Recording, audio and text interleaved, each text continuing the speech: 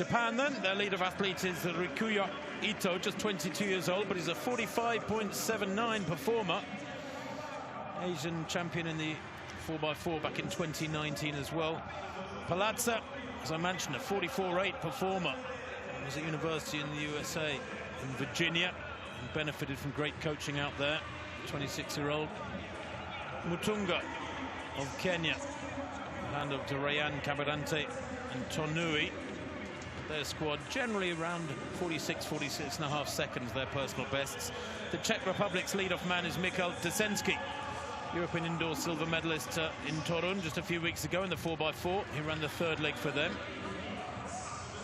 And France with Mamadou Kasset-Han, 34 years old now, the ex-Senegalese.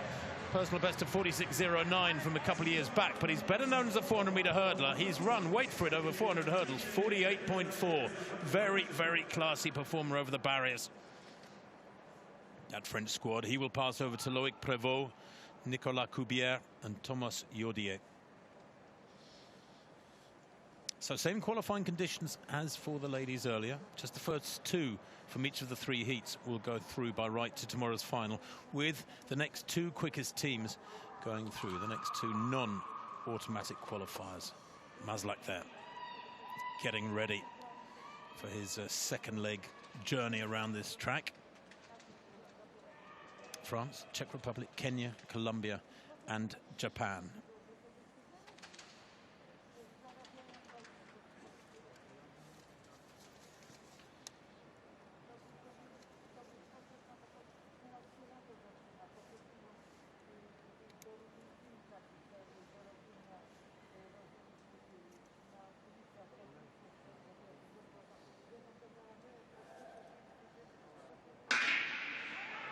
Again, a very long hold in the blocks there for these athletes, and what is a cooling evening. It's already pretty crisp, but we're sitting here in our coats, and a very, very different temperature to yesterday, where it was a lovely, mild evening, but the temperature has dropped quite a few degrees from Friday as this quintet reaches 200 meters on this first leg. The Japanese Ito is a 45.7 performer and looking pretty strong. Just inside him, Colombia's Palazza has made up ground and is going well, possibly leading at the moment. Ito maybe sensed Palazza was there and has rallied, as the Czechs in lane 4 with Desensky on the first leg have had a very good run indeed. And maybe when this stagger unwinds, we will have the Czech Republic in lane 4 in the lead. The French with a bit of work to do back in lane 3, and certainly Kenya in lane 5 are struggling at the moment. Yeah, it was Colombia, wasn't it, from Japan, from the Czech Republic, but at the break it's all changed, and Japan and Saito is absolutely motoring down that back straight and now onto the bend and extending his lead. We're just seeing there Colombia just got Maslak from the Czech Republic right on his shoulder. I saw him actually blowing his hands before he got the baton. He was a little bit cold, but he's definitely heating this track up now and puffing the cheeks as he's trying to get past into second place. But Japan in the lead from the Czech Republic, from Colombia, from France, from Kenya. That's a great leg from Kentaro Sato, the second leg for Japan, who head out with about a 7-meter lead over the Czech Republic.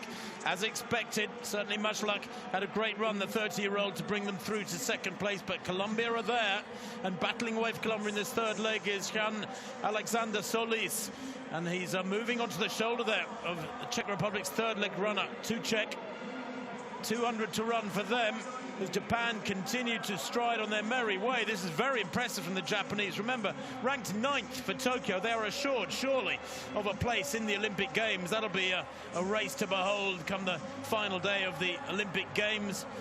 Keep your fingers crossed on that one. But Japan leading. Colombia have moved through to second place. Czech Republic in third. Great run there from Colombia's third leg athlete, Solis. Yeah, it's an inspired performance, isn't it, by the Japanese quartet.